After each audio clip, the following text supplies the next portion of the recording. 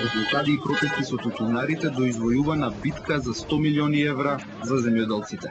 Вели Рамковски, бизнисменот кој преку политиката прв го отвори прашањето за реформа во аграрот, задоволен што конечно државните пари ќе се инвестираат во земјоделството и ќе донесат развој на севкупната економија.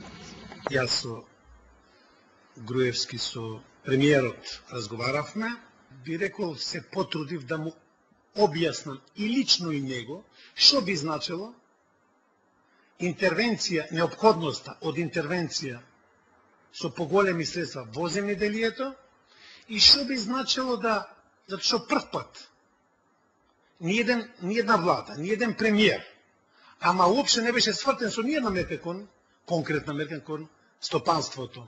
Ова е реформа, би ја нарекол, не само во земјоделието, него реформа во свеста на политичар. Дека преку економска мерка, досега сите политичари гледаја да го зголемат буџетот, а никако не враќаја во стопанството. Прв пат силно враќање во стопанството, во земјоделието.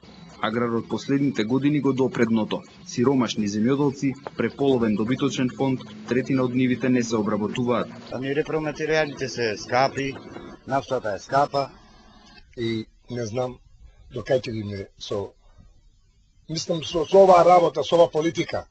Дали некој мисли за народот? Земјоделците не можат да издржат више ништо. Развојот на аграрот е вистинскиот пат кон Европската унија. Сите земји од регионот го знаат тоа, вели Рамковски. Затоа оваа мерка е неопходна за конкурентно домашно производство, нови вработувања, намалување на трговскиот дефицит во земјоделството, кој лани достигна и до 150 милиони евра.